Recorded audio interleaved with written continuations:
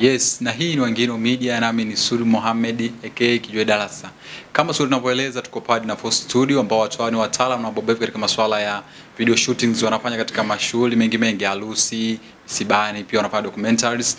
Namba zinapita hapa chini, unaweza ukawacheck ukapata kitu bora kabisa. Wao wanasema we frame the memories. Pia wapo Low Winds ambao watu hao ni wabobevu, wamejikita katika masuala ya umeme, wanastore vitu vya kiumeme zaidi katika majumba, katika makampuni, katika viwanda. Pia namba zao hizo hapo, unaweza kuacha kufanyia kazi bombastic kabisa. Pia tuna Mwanza Sports ambao watu hawa ndio wataalamu na watu ambao wanatisha mjini katika masuala ya kupendezesha watu wote ambao wanavaa jezi mjini. Kwa kutaka jezi yako kali, tembelea Mwanza Sportswear ambayo inapatikana maeneo ya Uhuru Street karibu na daraja la Masai. Unapata jezi zako ambazo au utapata jezi ambazo zitakufanya udamshi popote. Na siku leo tupo na Lector, ni mchambuzi wa masuala ya michezo. Tuko naye kuzungumza naye hapa katika kuzungumza naye masuala mengi kadhalika. Tunajua siku ya jana ulicheza mchezo wa Yanga dhidi ya Zimamoto ambao mchezo huo utamatika kwa bao 1-1. Tunataka atupe uchambuzi wake wa kina na kinifu zaidi kujua hali huonaje vipi mchezo na ana maoni yapi kuelekea mchezo wa finali dhidi ya JKU. Lector, na habari za jioni? Salama. Uko vyema kabisa? Niko poa. Natumai mchezo wa jana wa Yanga uliutazama vizuri ndani ya dakika 90 zote mpaka hatua ya matuta. Nataka kwanza unipe ufafanuzi au uchambuzi juu ya goli alilofungwa Michel. Tunajua Michel akitoka Diala ndo kipa anayefuata. Na Diala ni mmoja wa kipa mkubwa sana hapa barani Afrika, akiwa anacheza timu ya taifa ya Mali na timu ya Yanga. Akiwa mcheza hata finali na mcheza tu ya nusu finali AFCON. Nataka tujue Michel kwamba kosa kama lile kwa kipa kama yule ambaye anacheza klabu ya Yanga, kweli anapaswa kuwa anafanya makosa kama aina yale? Mpira, unajua mpira inakuwa na mifumo yake.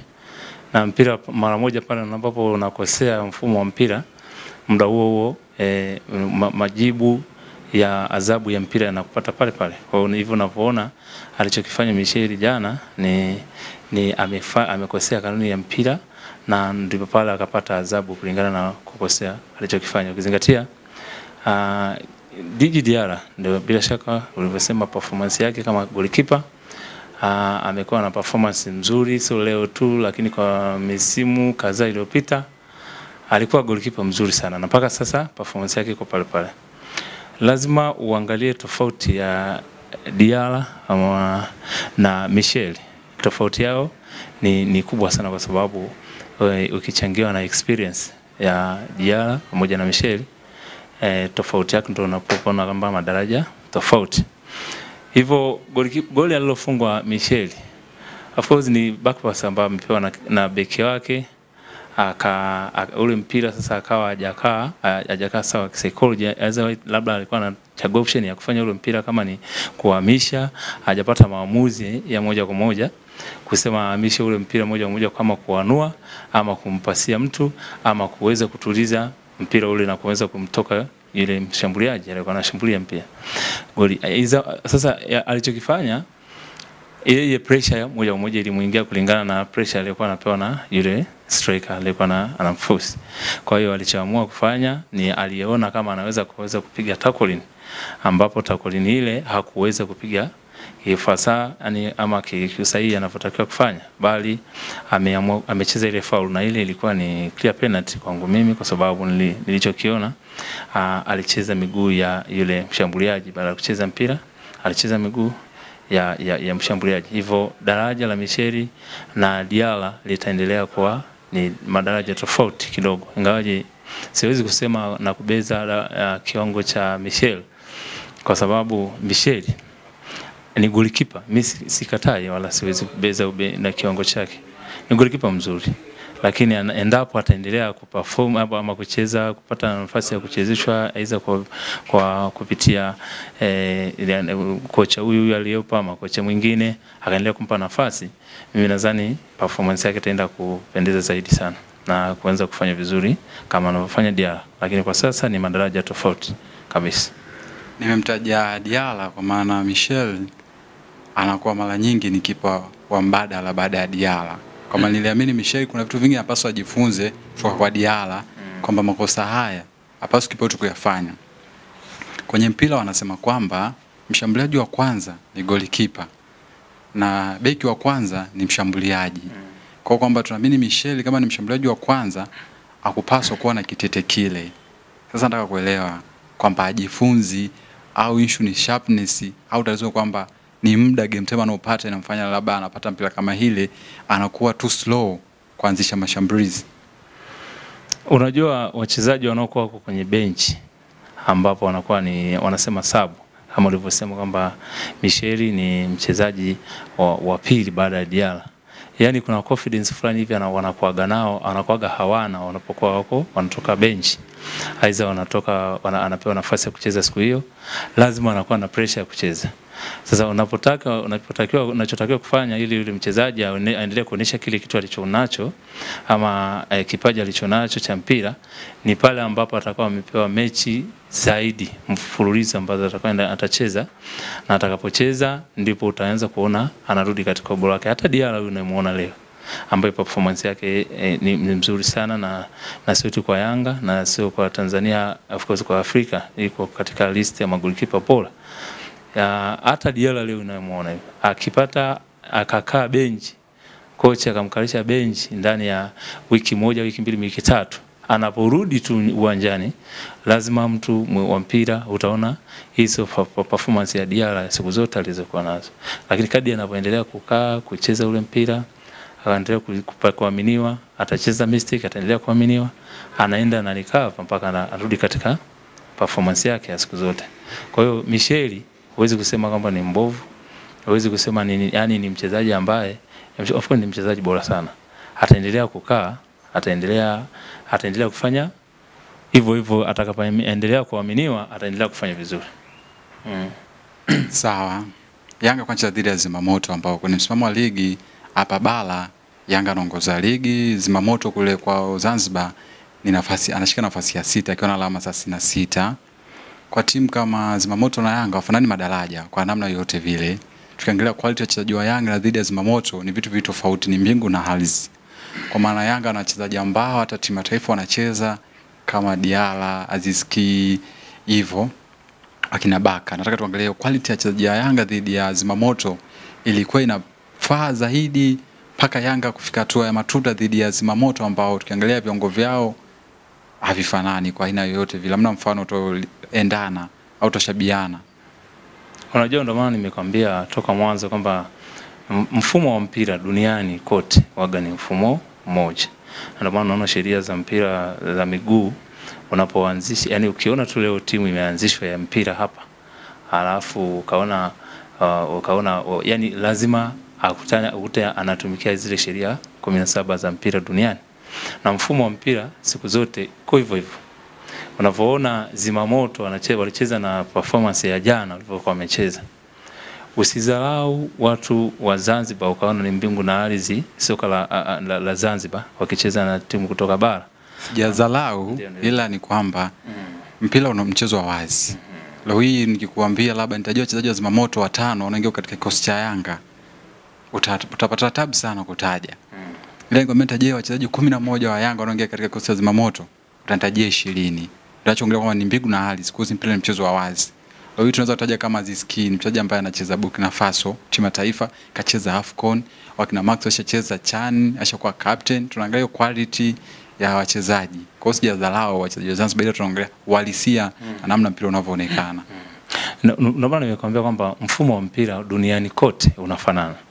Hivi unavyoona kusema kwamba ni mbingu na ardhi ligi ya Zanzibar na ligi ya Tanzania bara, na mpaka sasa inaonekana kwamba ligi ya Tanzania bara iko nafasi ya 4 kwa ubora barani Afrika.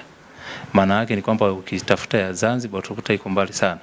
Lakini kumbuka zimeenda timu za kutoka hapa ligi ya Tanzania bara, zimeenda timu kadhaa tu kushiriki ile michuano ya Jamhuri ya Muungano kule Zanzibar. Wakiwepa Azam, yuko Coast Union, lakini wote umeona akiwepa pia na Singida. Lakini wote Black Stars wale umeona wote wamefanya nini? Wameaga mashindano. Nini kinafanya mpaka wanaaga mashindano kwa namna hiyo?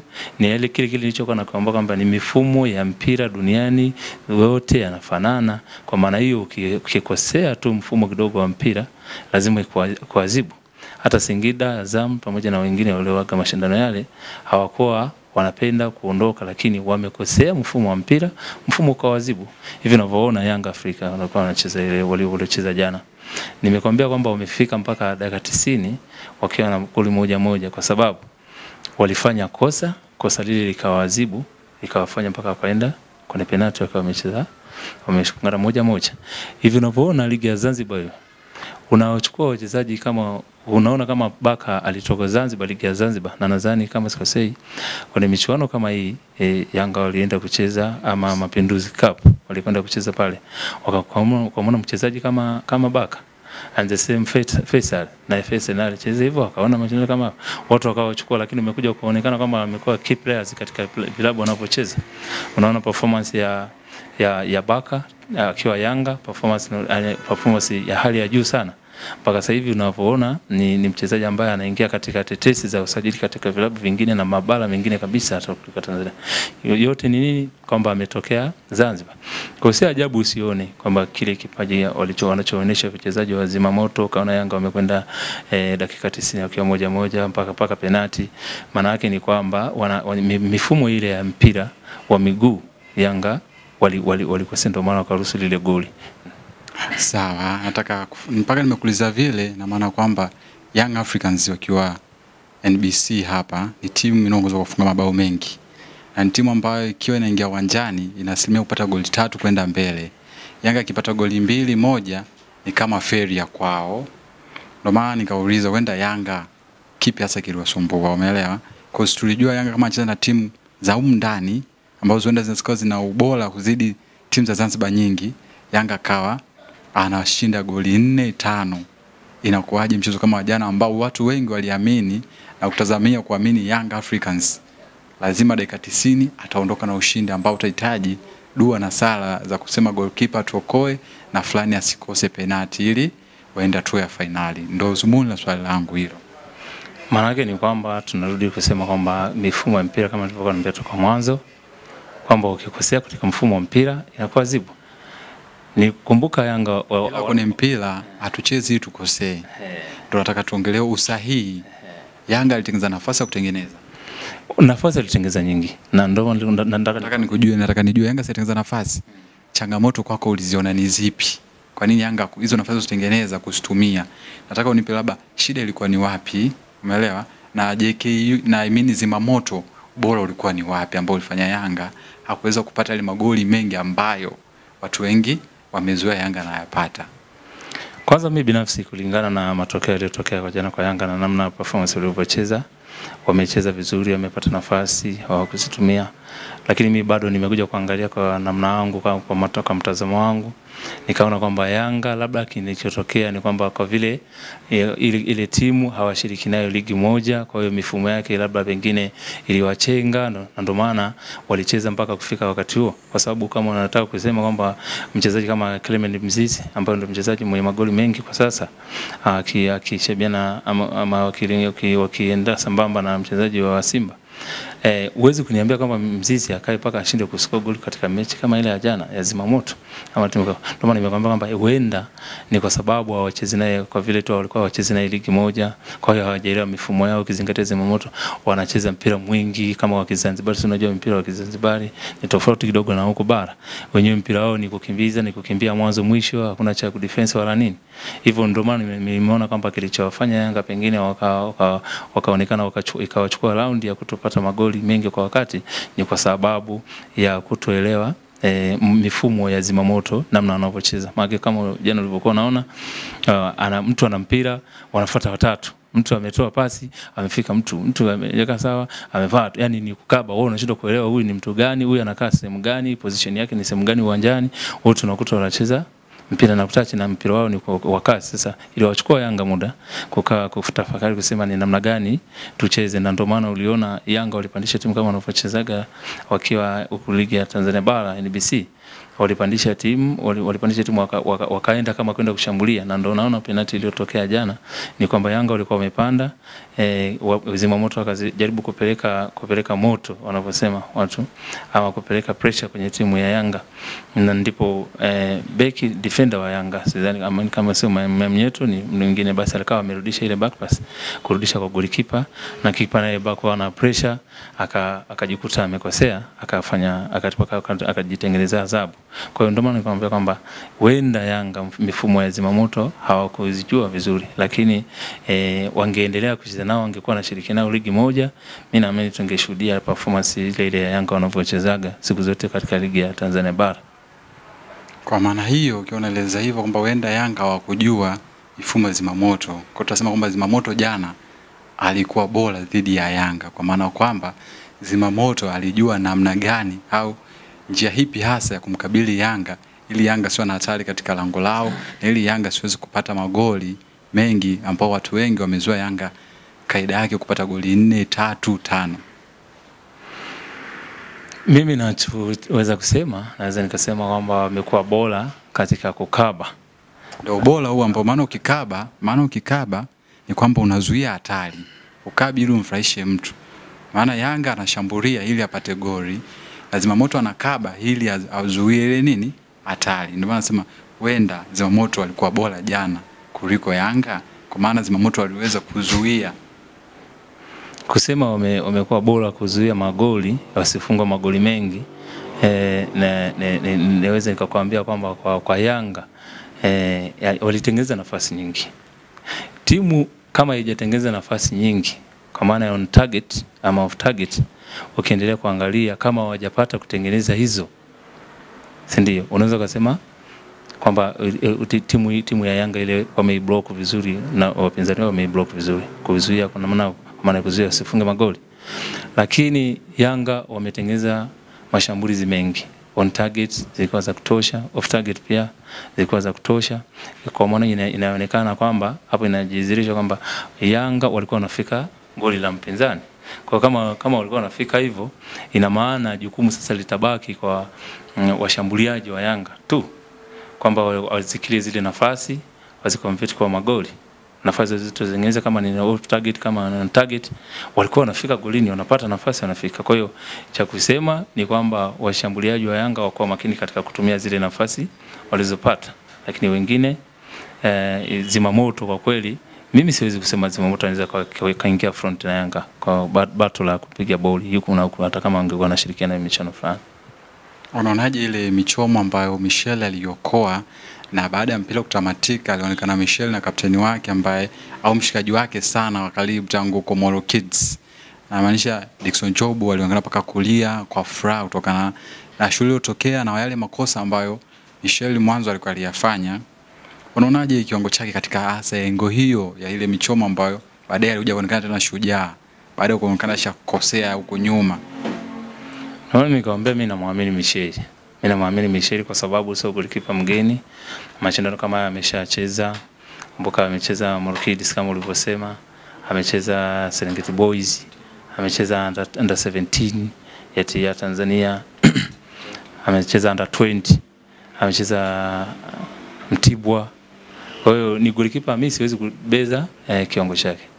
Yaani nimekwambia kama Michel akiendelea kuaminiwa, akaendelea kucheza mechi kadhaa kuanzia ya jana, akaendelea kucheza mechi 3, 4, mimi nakwambia Michel utampenda sana kwa sababu ni golikipa mwenye uwezo ana confidence katika eneo lake la goalkeeping. Ni mtu mrefu, ana marking vizuri. Kwa hiyo mimi ninachojua ni kwamba Michel akiaminiwa akaendelea kucheza mechi kadhaa kwenye ligi ama kwenye mashindano mengine, tutaenda kupata golikipa bora sana.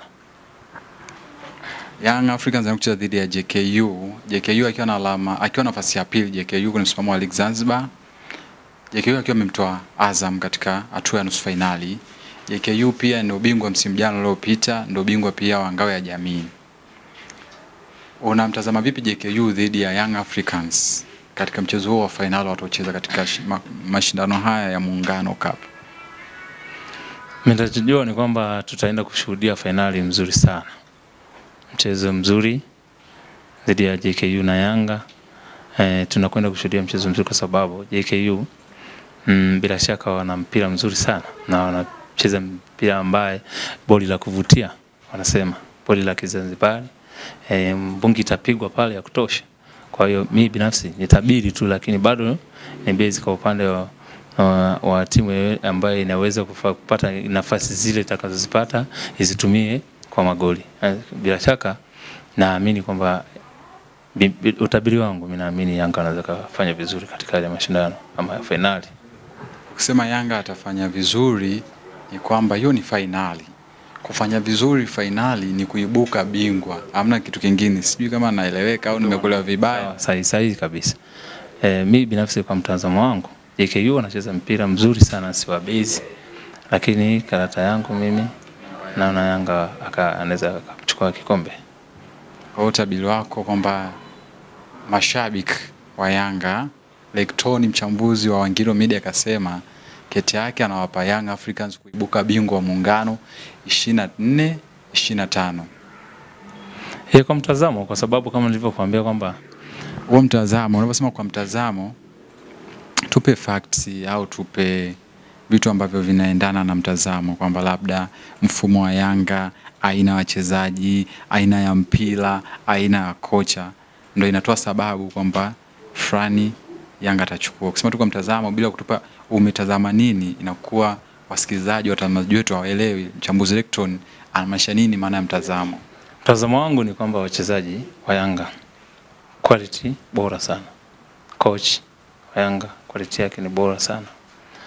Ukiongelea wachezaji mmoja mmoja wa Yanga ni watu ambao katika nafasi kadhaa wanatumia, lazima watumie kumjeruhi timu pinzani. Kwa hiyo mimi nimesema performance yao na quality ya wachezaji wa Yanga inaweza ikatengeneza mfumo mzuri wa kufanya Yanga wakawa bingwa katika kombe hili la muungano. Sawa, nipende kutoa shukrani za dhati kwa mchambuzi wetu Lecton.